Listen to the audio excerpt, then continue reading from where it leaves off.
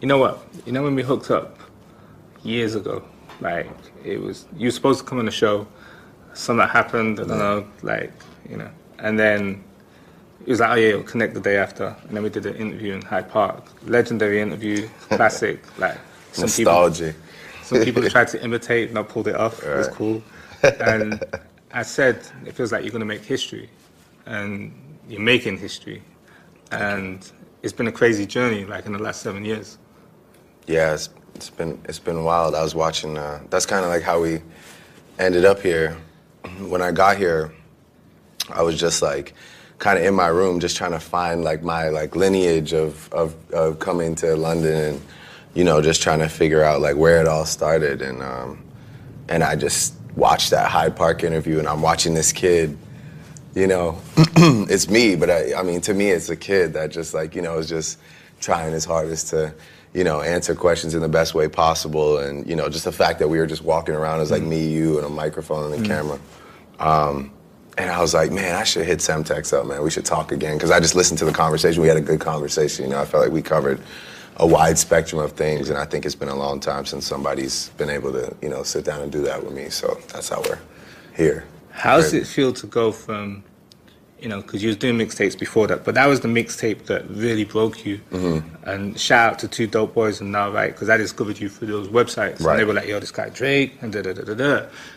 And before that, Lil Wayne mentioned you in an interview, but you know, like when someone says a list of names, you don't really clock. But, right.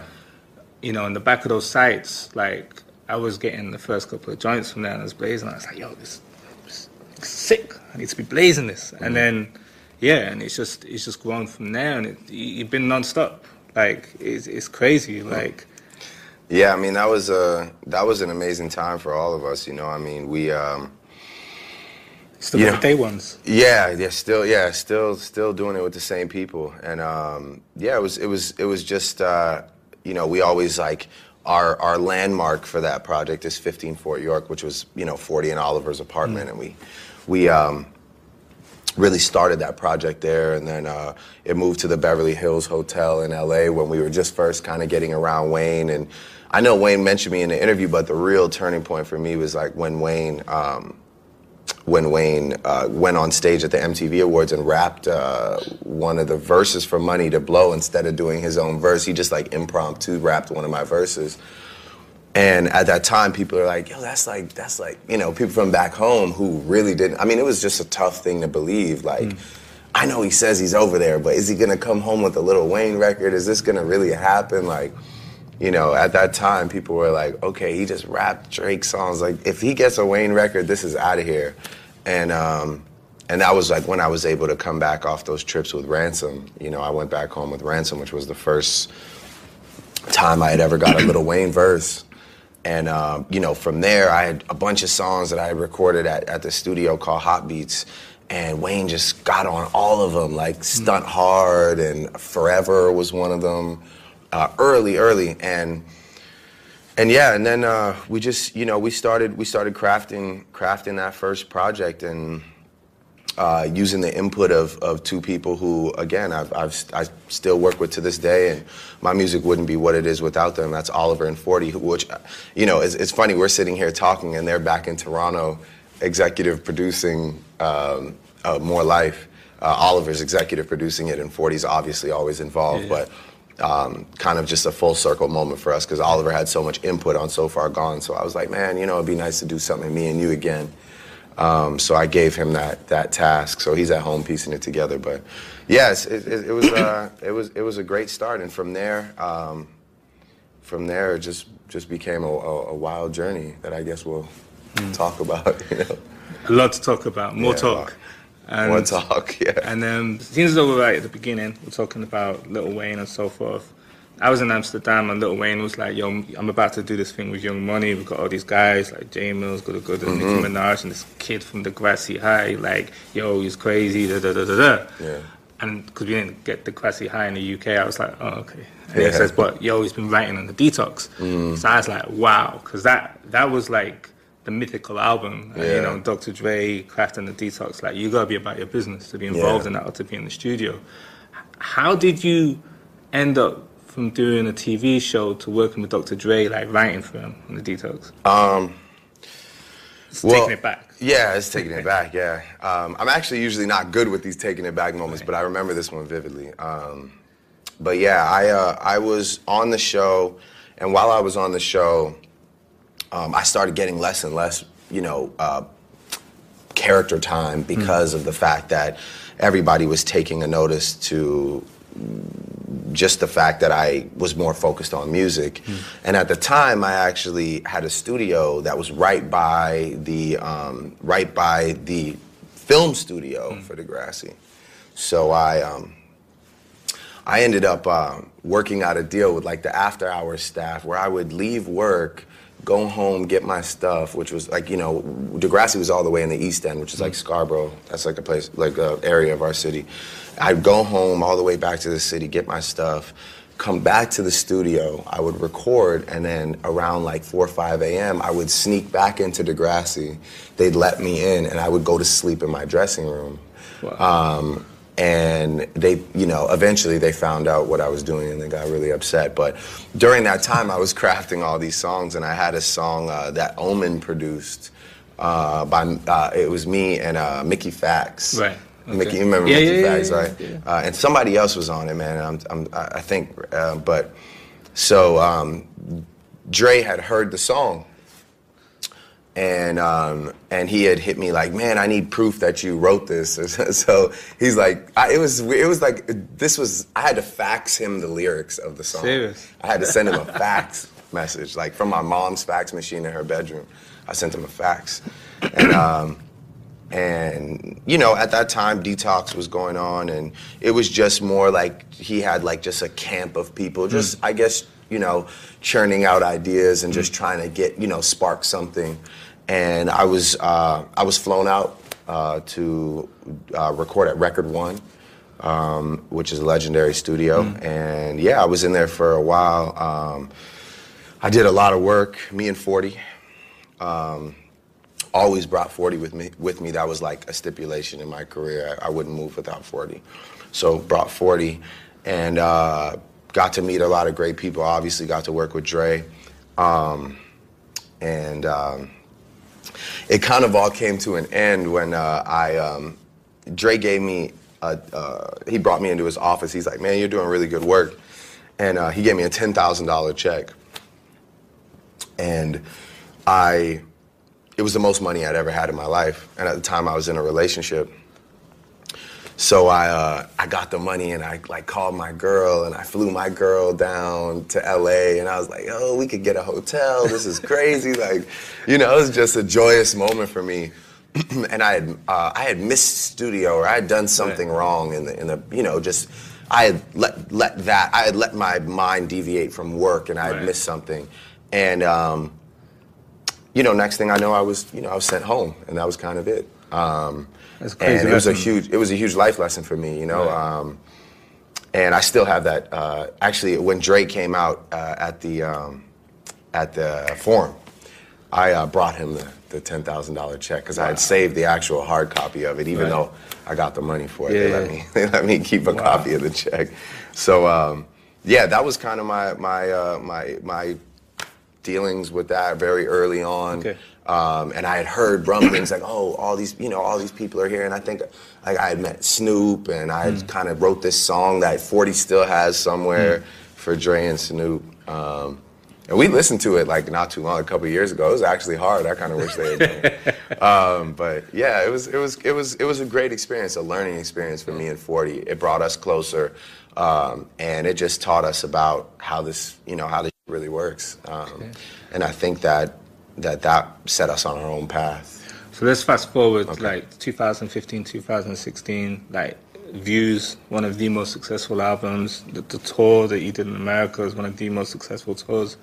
And how do you feel about what you've achieved with Views and the reaction? Because it's a very pivotal point for you, It was one of those moments in my career where the album started to build and build and build. And, when anticipation starts to build, it can either result in like massive failure or massive success. And, obviously somebody's watching over us, and it resulted in massive success for us. And it was also just an opportunity for me to really take a lot of risks that I felt I was ready to take at that moment. And yeah, I mean, I was obviously really proud of it, from the title to the cover, to just the styles of music that I felt, we introduced almost as a package. It kind of started with Work, because Work came out before my album. And then, progressed into One Dance, Controller, Too Good. But just, the style of music that was making me happy at the time, because to be, completely honest with you, I was having trouble figuring myself out in rap at that time. Right. I was a very defensive individual, just coming off the situations that I had come off of. And I was having trouble trying to make, rap music where I was able to peel back the layers. And every time I'd make a song, 40 is always very bluntly honest with me, and he'd be like, man, you sound like aggressive or defensive. And I was trying to figure out why, and I realized it was just, reaction to my previous situation that had kind of happened before that. And so there was a time where I actually thought about taking all the rap off of Views and just making it like an album full of music that made me happy with melody. But obviously, I know why I'm here. I know who my core fan base is. And so, towards the end of the album, I tried to execute as best I could on the rap end. And, I still listen to the bars, and I know exactly where I was at. So they are great to me, and they are time markers to me. But, yeah, that's. I guess we'll get into more life after and how that situation progressed. But, yeah, Views for us was, it was surreal, I mean, the numbers and all the things that we were able to achieve, it was an incredible time for us. And of course, in true OVO fashion, we didn't celebrate at all. We just kind of went on to working on the next thing. So I mean, that was kind of that was kind of it. It was just another album to us. It wasn't my biggest album by any means. It wasn't the one to me. It was just another another chapter in the story. But I mean, I'm very grateful for all the people that enjoyed it and supported it. And whether people want to admit it or not, I mean, the influence that it's directly had on music, I feel, is very evident, whether people want to say it. When you did One Dance, did you know what you was doing when you made that track? Because you used, a portion of Kyla's track with Crazy Cousins. That's a UK underground classic out here. Like, I'm sure you've seen it go off in the clubs. You got WizKid on there, from Nigeria. It's a truly global record, because I think very few people have done what you've done in terms of mixing everything with the US and the UK and African sounds. But when you did One Dance, did you know this was going to be as big as what it was? Like, because it was the song of the year, It really all started with the Kyla record. It was just a song that I played. I mean, we DJ our own parties just because. Sorry, how did you discover it though? Because that's like a UK funky sound that. Very insular in the UK. Yeah, I mean, I listen to a lot of music, and I have friends with great taste in music. So I've been personally putting that song in my own playlist and DJ set for like 4 or 5 years now. I know it's older than that, but even just playing it and having people, what really set something off for me was having people in America come up to me and be like, yo, what's that song you just played? And I'd be like, man, people really like that song, but they don't know it. Yeah. And so I just, my brain started working of like, how can I maybe like utilize a bit of there's so many good pieces.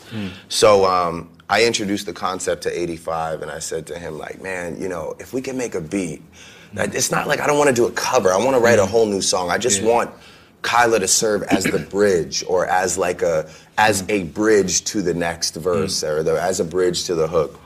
And he was like, all right, cool. And I had the beat for a while. I was trying to figure it all out.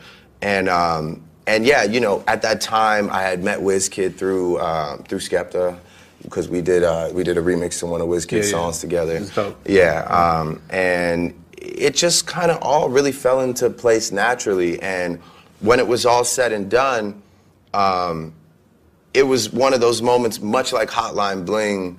I just didn't really know how people were gonna feel about it. And that was part of the reason why I dropped pop style along with it, because I was kind of like almost nervous, like, man, you know, I don't, like, this is so different. Let me just make sure I drop a rap record so people know I'm still on my shit. And I remember Boy Wonder had walked into the studio one night, and he had heard One Dance, and he just looked at me and he's like, yo, that's gonna be the biggest song of your career to date. And I was like, come on, man, it's like, I don't, that's a lot to say, you know, like, we hope it does well, but, and yeah, he was right. And he was right, and it was just, I think it was the perfect marriage of a lot of things. You know, so many thank yous to Kyla for just being, you know, so supportive. She came out to like South Africa and shot a movie with us for the song, and you know, of course, WizKid doing his thing, and you know, yeah, and just the entire UK for just, you know, supporting it, and the world for being open to listening to it. I love that tempo, I love that cadence, those melodies. That's the music that makes me happy in life. So it was great to be able to just to make something like that, and to shine light on a song from the UK that deserves it, because that is truly a classic. So with pop style, like what happened with that? Because when I got it originally, shout out to Morgan, I was talking about early, but you know, it was JayZ and Kanye on it, and then they kind of weren't on it, like. Yeah, I mean, you know, I was dealing directly with Ye, and you know, that's the version that he sent me, and that was, you know, what we had talked about, which was like, he's like, man, you know, this is like pop style featuring the Throne, this is huge, and I was excited, you know, obviously anybody would be excited to see them link back up, and then I didn't know what I was gonna hear, so when I heard like Jay had 2 bars, I was like, all right, I mean, it is what it is. It's cool, I like that, you know, it's a little intro, and then Kanye goes off. And then, you know, I'm not really sure the details between that, how that conversation was miscommunicated, or what they were going through at the time, or, you know, what anybody felt towards me, or whatever it was. I'm not really sure, but next thing I knew, it just became a bit of an issue, and you know, from there, I really, you know, I don't waste too much time, so I just was like, all right, cool, I'll finish it. You know, the song is, I mean, I can rap as good as anybody else, so I'll just go finish the song and put forth my own version, because I don't really, like, you know, nobody can ever like dangle anything over my head in this business. You know, I don't play that. So it was just, yeah, it just needed to be done, and I did it myself, and yeah, both versions exist. You know, so I mean, and when Kanye comes out to do it at the shows, it goes crazy. And I know he was really upset, because you know, at that time we were working together pretty heavy, and he really wanted to be on the record. But you know, I mean, on the Pablo tour, you know, he said a lot of things that's well documented. But he was also saying about, you know, before the last show, he was talking about how he was sick of not being able to do certain things or whatever, and he was saying everyone should just come together and make music. You know, it's gone from label politics. Is it digital politics now that prevents things from happening? I don't know. I think everybody has their own little things going on. You know, I'm not really sure what he's referring to half the time, you know, because in the same breath, I mean, you know, I went from being, like, working on a project with him to him sort of, like, publicly on me and DJ Khaled for being on the radio too much, you know. And it's not a bad thing. Yeah, obviously. But yeah, I'm not really sure. Like, you know, everybody's got their own thing going on.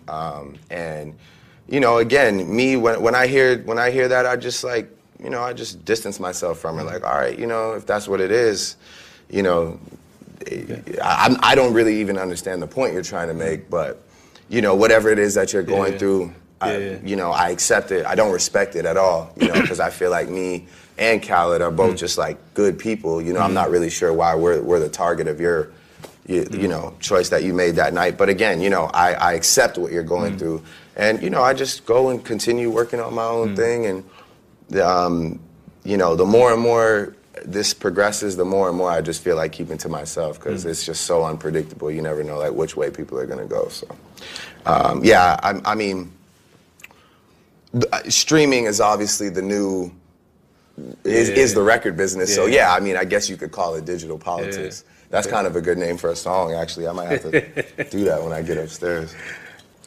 Child's Play. Yeah. Another banger. Thank you. I was in New York recently. It's all over the radio. Oh, yeah? Every 5 minutes. So there's a line on there where you say, "Why are you acting light?" Like, what does that mean? Why you like, what, sorry? Acting light.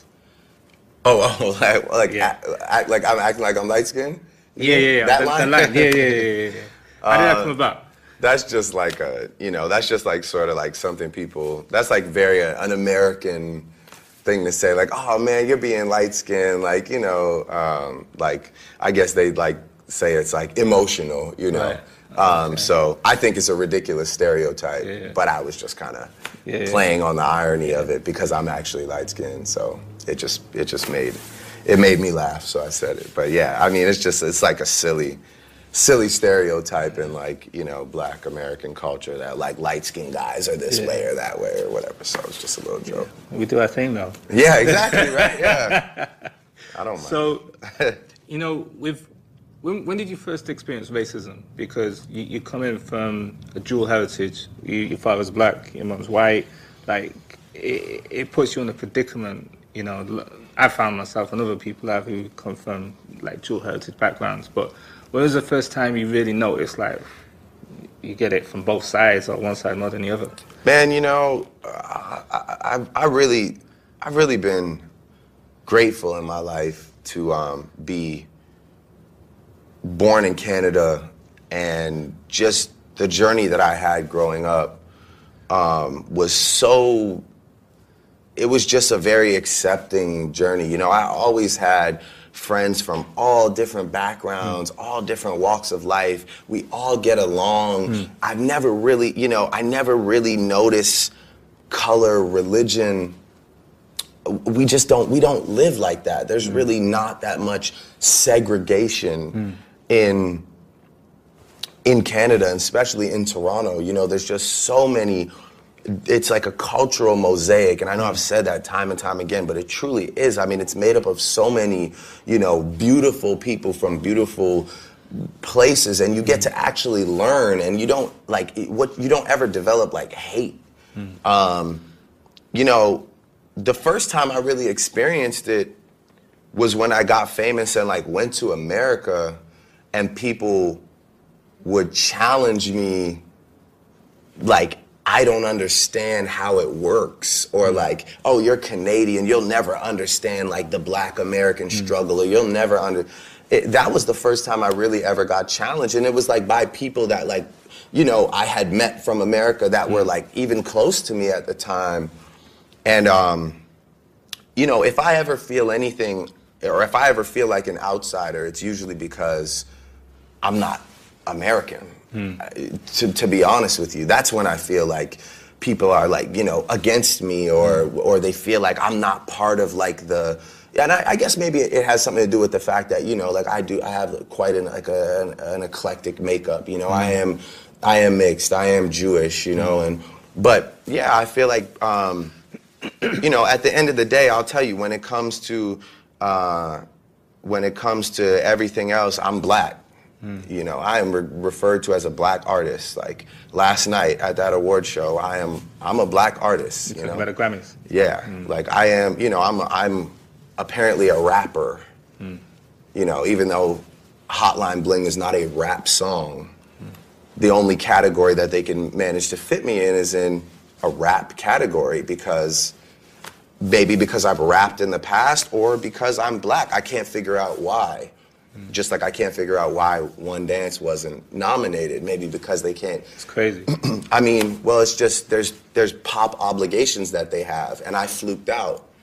I fluked out and got one of the biggest songs of the year. That is a pop song, and I'm proud of that. I love the rap world and I love the rap community. But you're right. I write pop songs for a reason. I want to be like Michael Jackson. I want to be like artists that I looked up to. Those are pop songs. But I never get any credit for that, And shout out, like, by the way, I'm speaking to you as a winner from last night. I won 2 awards last night, but I don't even want them because it just feels weird for some reason. It just doesn't feel right to me. Like, I don't, I feel like almost like alienated, or you're trying to purposely like alienate me by making me win rap, or either just pacify me by handing me something, putting me in that category, because it's the only place you can figure out where to put me. And remember, they don't decide the winners, but they do decide the nominations, you know, so they have to play it politically. And shout out to Chance for last night.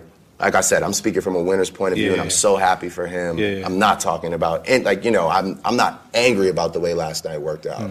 But when you ask me, like, where, like, do I feel like racism, or do I feel it the same as anyone else? Like, yeah, I feel it. You know, I notice it going on, and in its own places. But you know, thankfully, I get to be around the greatest group of people. My friends are from all over the place, you know, they're Lebanese, you know, I'm Jewish, you know, most of my friends are from the islands, from Jamaica. English.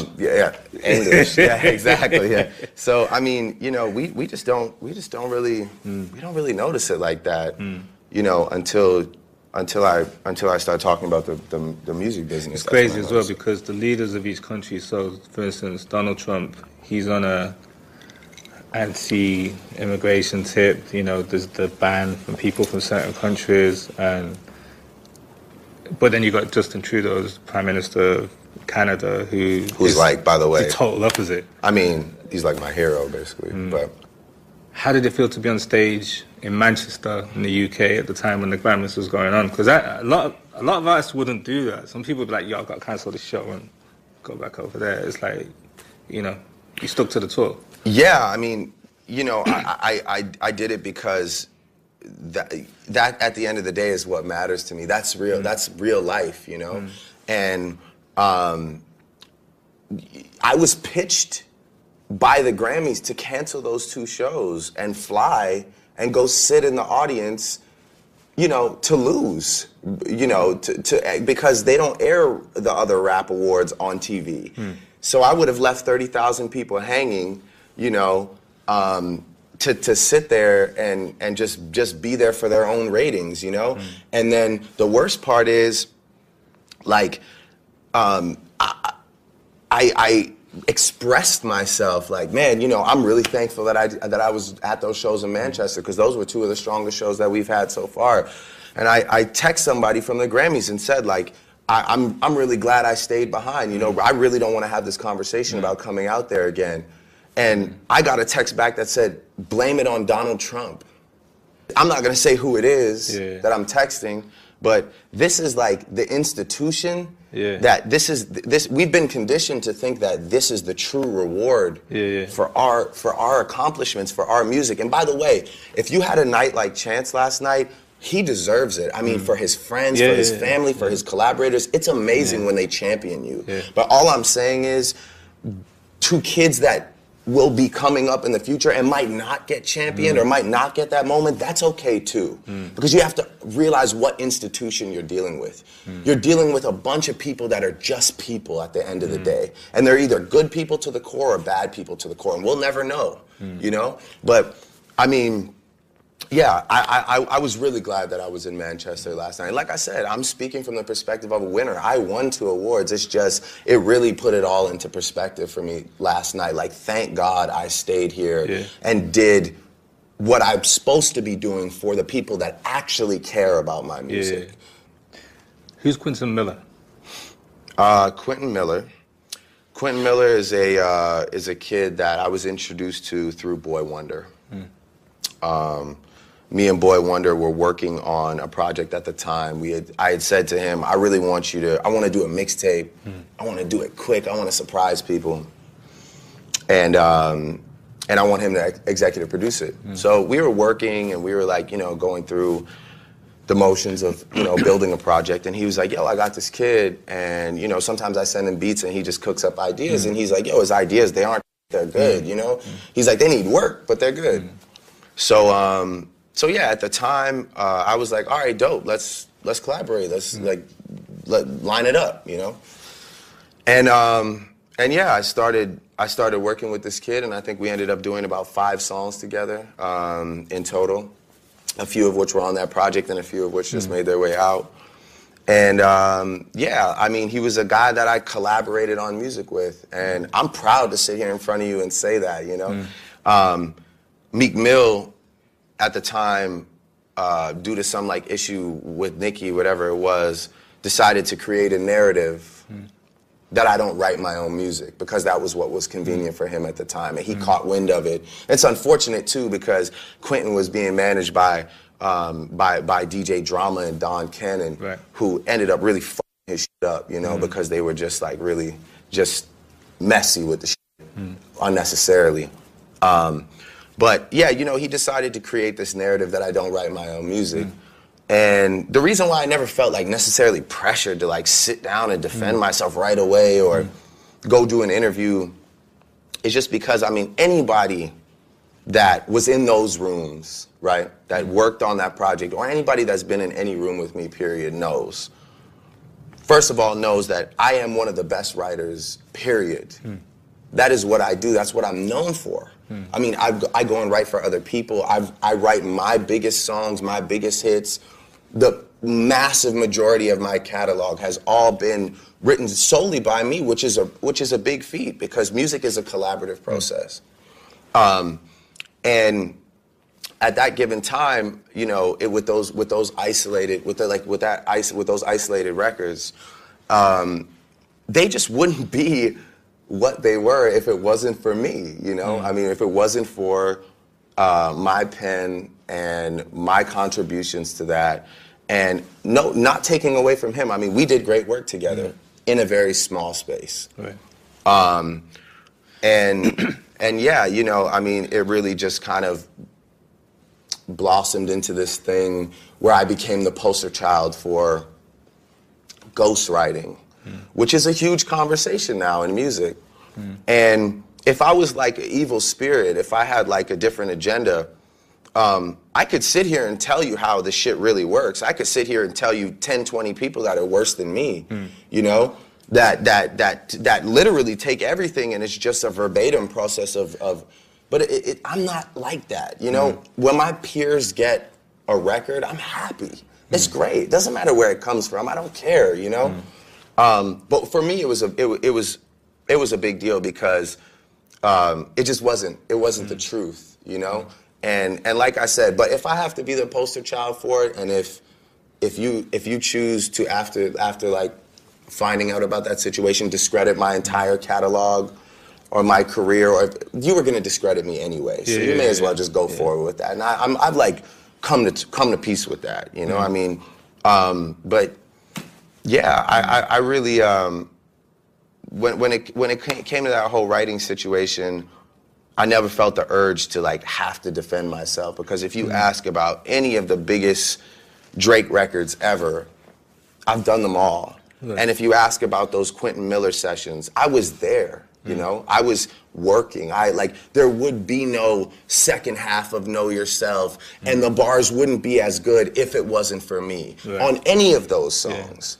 You know, and we sit down and we talk about cadences and we talk about which lines to do and whatever, and that's just what a collaborative experience is. And if people are that naive and they think that that doesn't go on in music, then you're out of your mind, you know?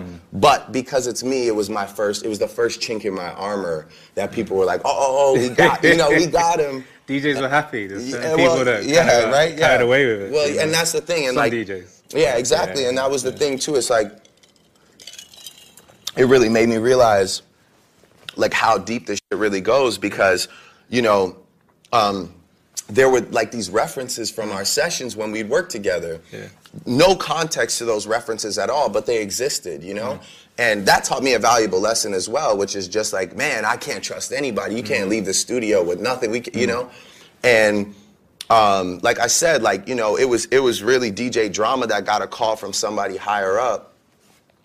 At that time, you know, he didn't have the backbone to say no to this person, and he was like, yo, my guy's getting roasted. You got to give up. You got to give him some ammo to keep, you know, we got to keep Drake down. And that was really when I realized like how deep this really is. And And yeah, I mean that whole situation, you know, it was what it was, and I can sit here right now. You could interview Meek, and you could ask him if he thinks it was worth it. I bet he'll tell you no. How did it feel, you know, to see it play out with Meek? And I'm asking this now not because I'm trying to instigate or cause more trouble or anything, but just as a fan and as a DJ seeing it unfold, like for both artists, like yourself and Meek, it was kind of crazy because it was like, I think as fans we all thought everything was cool, and then Meek comes out, you know, and for you personally though, how did that feel? Because you've been on tracks with him before, you know, the Amen joint and other stuff, you know. I mean, it's just a pattern in my career, you know. There's just this one-sided switch that happens with people. I don't understand it. You could ask me about a bunch of people in this interview, and you could literally ask me what my problem is with them, and I'll tell you, I don't have one. You know, I watched him say that it was about posting an album or some show that I found out about the day before that I couldn't get to in time. It's not about any of that. You know, when somebody makes a decision to say, all right, everybody's supporting this guy, maybe I should be the guy to go against him. Or they just have a series of events that gets them aggravated enough to do that. That's what happens, you know? And unfortunately, on display for the world, that was a terrible, impulsive decision because you weren't ready. And in my mind, you know, I study the game, and not only that, but I'm a very calculated thinker. I'm sitting here thinking you're ready for it. I was sitting here, like my mind was going 1,000 miles a minute. I'm thinking this goes so high up that I'm about to see the craziest shit I've ever seen. I didn't know who was gonna be on a diss track with him or what he had ready. I thought this was like 3 months in the making, and I'm just like getting blindsided. And then when I dropped Charged Up, just to see just to kind of see what the preparation level was, I realized I was like, oh wow, you're not ready. This was like really your just emotions about something. I don't even know what it was, but this is just your emotion. Okay, now you know that was the moment where it was. I remember I was in the studio and. I was working on some beat. I knew I had to do something, you know. I knew I had to retaliate because I realized he was unprepared. And when you realize someone is unprepared, you have to strike. And I was in the studio, and it was like some kind of like rap beat, you know. I probably would have gone like 80 bars on it.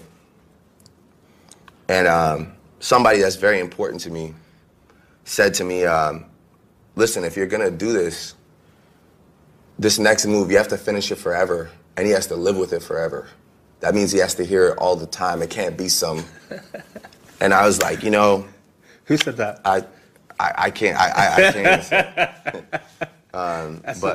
It's great advice, though. A true champion said it. I'll put it to you that way. It's not some, like, it's not one of my friends. Like a real person that like goes to war and like wins all the time, like a true champion. You know,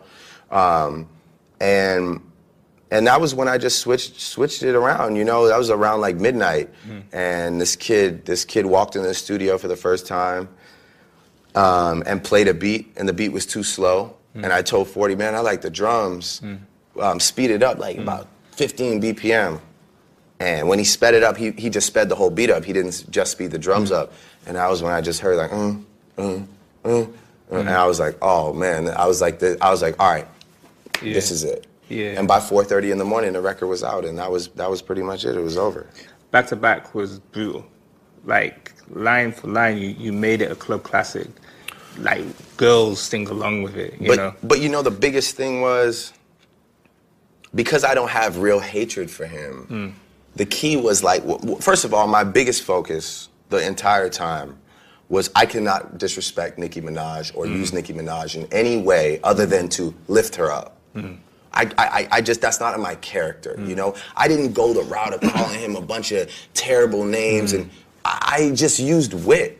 I just used wit and good writing, ironically enough. Great writing to just win that situation, you know? obviously, yeah, the beat was perfect because it lived in the club. It didn't live, like, it wasn't like, oh, have you heard this? And then you listen to it 2 times and you dismiss it. No, like, people have to, like, DJs have to take a hit when you're hosting a party because they can't play the biggest record of the night because you're standing there.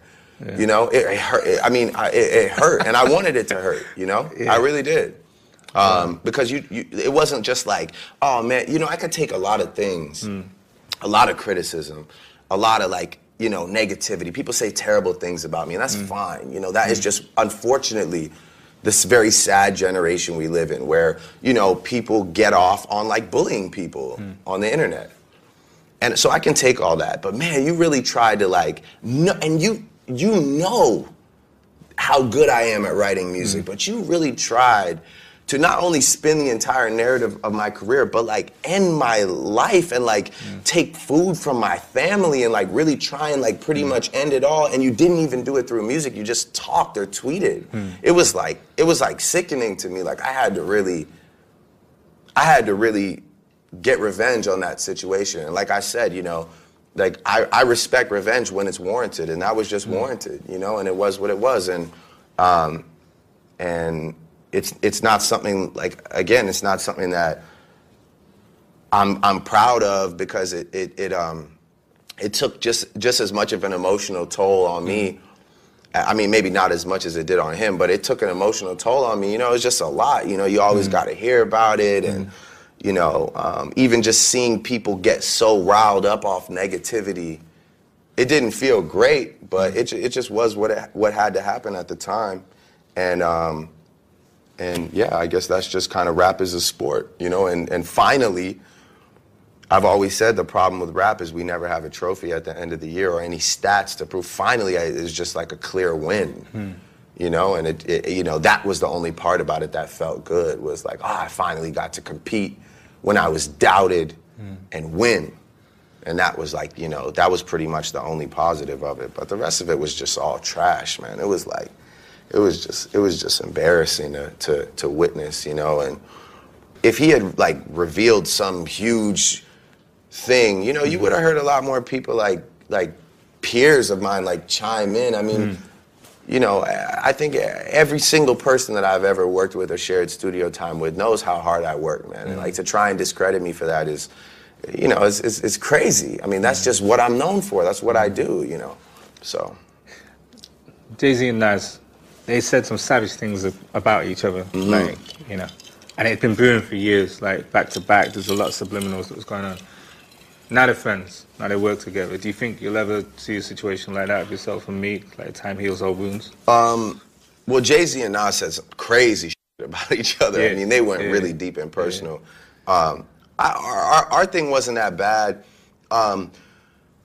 You know, that's just not somebody that I ever really want to be friends with. You know, I think JayZ has a mutual respect for Nas. I just really don't have that level of respect for him because of his actions. So I'm not really looking to be friends or cordial. Like, for example, like, I have respect for Ross because I have a history with Ross. With Meek, you know, I did a lot of things. Like, I put you on your first tour. I flew to Philly to shoot the Amen video with you. I was always there. We were always supportive. And you just chose to flip. So it's just more like, let's just go, like, it's over, let's go on with life. You know, I even, like, out here, like, I don't even perform back to back. It's not even, like, it's not really, it's something that happened, and it is what it is. Unfortunately for him, it's a part of history, rap history, but at the end of the day, it's really something that's over and done with. And yeah, I mean, like, I'm not really, like, I'm not trying to make any songs or, like, be boys or none of that shit. Like, I'm good, I feel great, I'm happy with my friends, I'm happy doing my music over here. And, you know, it doesn't need to go anywhere from here, because we look stupid if we keep it going. But it's just like, yeah, I mean, like, you know, I mean, all blessings to Jay and Nas for coming together after all those years. And I can't predict what's going to happen in the future. But right now, like, nah, I'm good. You just be over there, I'll be over here, that's it. How did you first hook up with Skepta? I've been a fan of Skepta for a long time.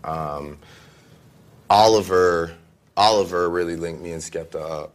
And yeah, it was just really respected his movement, really respected his talent, felt like he should just be bigger than he was. I think that the best rappers in the world are in London. I just think the the complexity and the cadences and the way they piece music together. Like, I mean, from the grime scene to how now grime has evolved, where you got a guy like Giggs who has a huge club record, but you're still getting bars off. That's always what I've sort of like, that's been my formula for life, is like, okay, I'm gonna do the club, but I'm still gonna give you bars.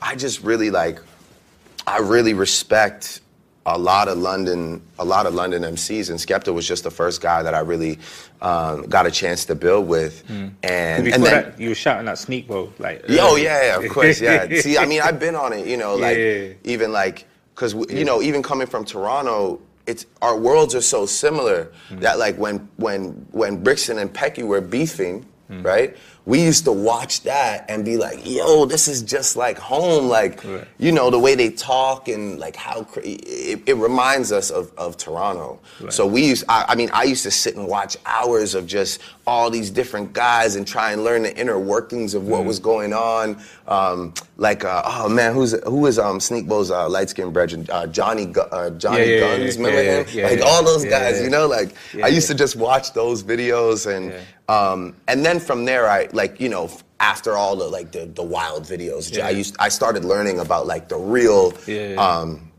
just the real G's and not to say that those guys aren't talented, but I'm talking about like the real foundation of London rap. And you know, Skepta was obviously the first guy I linked with, and we just, our teams clicked, you know, our vision clicked. He brought the WizKid record to me. We did it. And, you know... I think that was one of the dopest tracks as well. I think, again, talking about the whole international thing, I think, I ain't going to try and pronounce it. But no, we don't want to butcher it, right? But it's you know, I think Skepta did one of his hottest verses, and the way that it was like the conscious, like, thing that he was saying, you know, about the way people were portrayed on TV back in the day and everything. I think Drizzy, WizKid, Skepta... But even big up to Skep for like even just like when he brought that to me, it really kind of like, you know, I can honestly say like I don't know if my mind would have been as open to a One Dance or a Controller if I hadn't have done that record with Skep and been like, okay, I rapped on that record, or like kind of like sort of rap sang on that record. But yo, I could get on one of these tunes and actually like, yo, this is our music. Like this is all, we're all intertwined. You know, Afro beats, Toronto, the Jamaican culture, dance hall, London. You know, so that like, you know, I gotta hail Skep for that, because, you know, that was a turning point for me. And it's funny because I just recorded Hotline Bling in a hotel room right before I recorded that Skepta verse. So I did both those in the same night. But yeah, you know, it was a big thing. And then, you know, at the time, unfortunately, Skep's brethren had passed away, you know, Lukey. And we just kind of like found solitude in each other. And, you know, we were just supporting him, and, you know, from Wireless to OVO Fest to making the OVO shirts for his boy. It was important to us, you know. Skep was really important to us. And then from there, you know, I've known Shola Ama for like 9 years. You talked about her like early. Yeah, exactly. I've known her just off like a MySpace thing. We just used to talk all the time. And so like just like I was a fan, not like that. I was a fan, man. I was a fan. Imagine remix. That was my shit. Shout out to Craig David too. You know, that was like big influences. So, you know, I remember I was out for dinner with Shola one night, and she's like, this is a while back. She's like, yo, like I know you know, but like, yo, do you know about gigs? Like, do you know about gigs? Do you understand like how many like crazy legendary records Giggs has, and like how ill he is at rapping? And that was when she played me Talking the Hardest for the first time. And my mind was just blown, man. I was like, yo, these guys are too good. It's crazy. And so, yeah, I just made it a point to shine light on as much as I can. That's what I'm here for, you know. I'm in a really, really blessed position, and people like again, because of all the bullshit, people try and like flip everything on me. Like, oh man, you're like you got gigs on a record, you're just using the culture. It's like, nah, man, I'm showing love, bro, to these guys. You can ask Gigs. Like, you know, those are big moments for him and me. You know, I enjoy that. Like, I want to be remembered I want to be remembered in London, in the UK scene as like, yo, Drake rated us, man. You know, the craziest thing you did was on the Night of the Brits, which is, you know, it's like UK equivalent to the Grammys. You came off stage, went straight to the Section Boys show. That's crazy. But that's just something that, like, you know, Skep was like, yo, I'm going to Section show. And I just performed with Ree. Right. You know, and I told Ree, like, yo, I'm gonna meet up with you after. I'm gonna roll with Skep. You know, I was at the Section Boys show in the same outfit. Right. You know what I'm saying? Like, so I mean, yeah, those are just things that are really important to me, man. Like, I love supporting, you know, like Section, the Young Gunners, Dave, AJ Tracy, you know. How did Wanna Know come to your attention? Man, it's a crazy story. There's these, like, I don't know what the YouTube account is, but there's just like this guy that compiles, he'll be like, oh, here's 50 songs you need to know from Chicago. Here's 50 songs you need to know from Toronto. So I usually always, like, I'm always watching the Toronto ones to be like, yo, who's got new tunes in our city, because I always pay attention.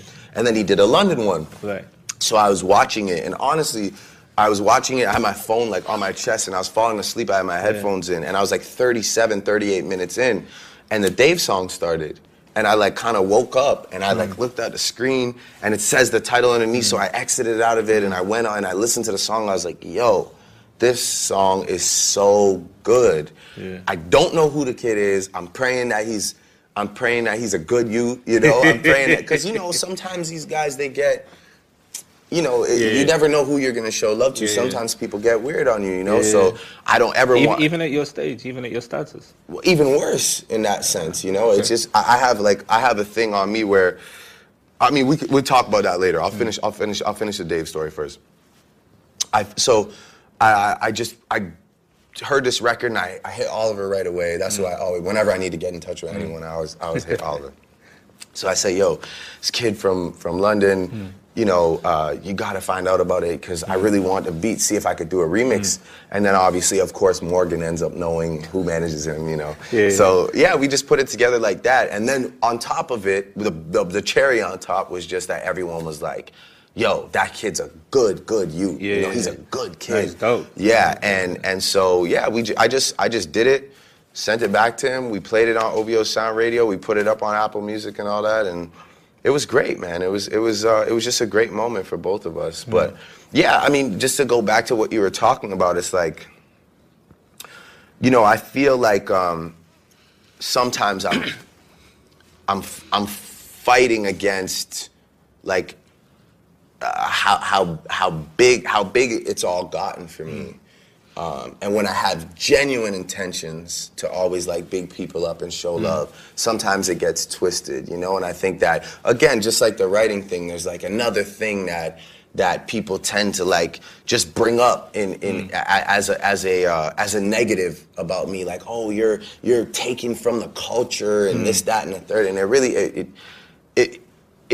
that bothers me as well, because it's like, people go so far, they reach so far. Like the other day, you know, I dropped the song with Gigs, and I'm seeing all this shit on my IG under like some random picture of people being like, you took this kid's flow or whatever, right? So I'm just like, yo, what's happening to me right now, you know? So I'm sitting there, I'm trying to read, like, figure out who they're talking about. I find out who they're talking about. Is this the extension guy?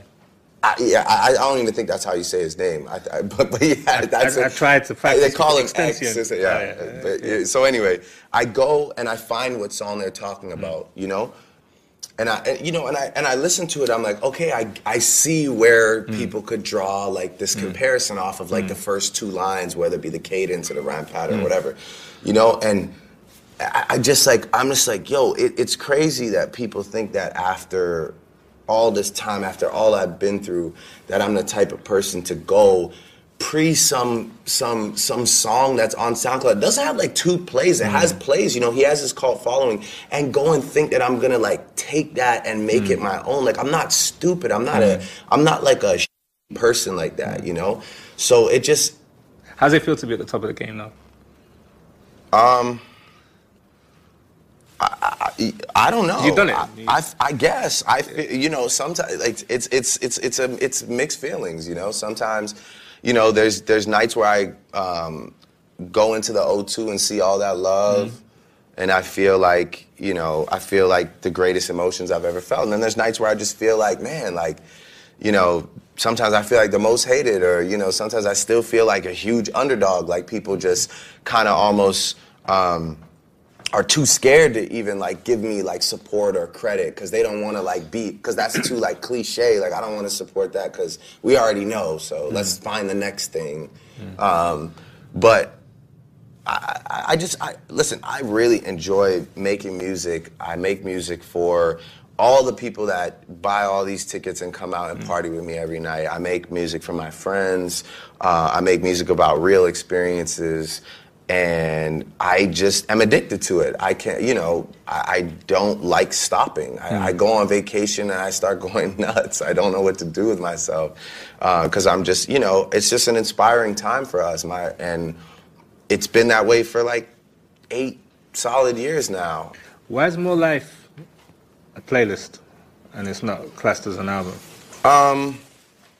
The style in which it's being put together is based off of our concept that is OVO Sound Radio. You'll kind of hear it when you hear the project. I love the way it's put together, by the way. It's really put together as a seamless listen. It's almost like a radio show. Basically, I asked myself, like, man, what would happen if I just did an OVO Sound Radio, but every song was a new Drake song? That was kind of my idea for it. And plus, like, how it's being released, which, I mean, only that guy knows the answers, but yeah, it'll all kind of come to fruition. It's just more an evolution of the mixtape.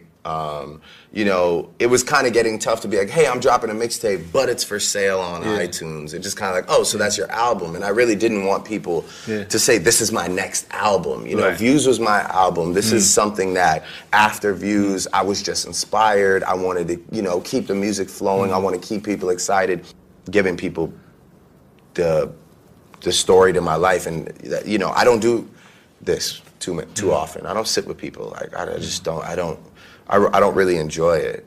I like to just save it for the music. With More Life, you got gigs on there. Massive look. That's like, because Gigs is official out here. He's one of the realest. Right.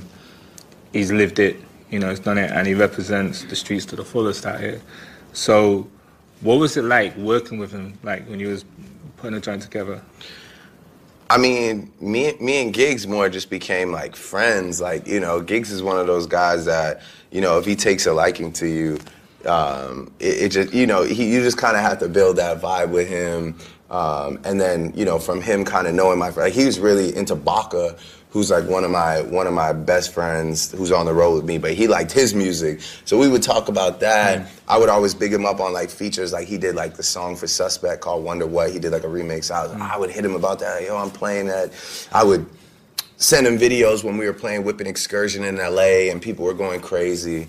And it just kind of built from there, like a real genuine friendship. And then, we kind of got into this thing where it would be like, yo, like I'll send you something, and then he'd send it back and he'd kill it. Right. And then I was like, all right. And then every time I got in the studio, I'd be like, yo, I'm gonna send this to Giggs. Me and Giggs have like 3 or 4 songs. I mean, one's for his project. I got 2 on More Life, and then another one's just kind of there. But yeah, we're also, again, competitive rappers in a great way, you know? Like, Giggs is like the verse, like his verses are just too catchy and too good, and that's what I pride myself on as well. So we just have fun kind of competing and talking to each other about what bars what bars we enjoyed from each other. And Yeah, it was good. We just built a good rapport. It was natural. Everybody that I have on the road that's met him has made a point to come to me and be like, yo, Giggs is like a real G. Like, he's like a good, pure soul, you know? And that's tough, you know? Not a lot of people make a point to come and tell me that, like, every night when they meet people. So, yeah, I mean, he's just somebody that I support. And again, he's somebody that I feel like he should be one of the biggest rappers, as big as he could possibly get. So I'm just going to do everything I can to try and make that happen, you know? And he's doing it all by himself, basically. You know, with the music, you're killing it. It's like you've got the Midas touch. Everything you're doing is popping. And, you know, it's the same goes for OVO. It feels like a very real, you know, organization. I don't want to sound so corporate, but like what you guys do and the teams and the people involved. We're a firm, like real, you know, like the old, like we're like an old English firm, like, you know, like the Britain, like the firms in Britain. That's what we consider as well.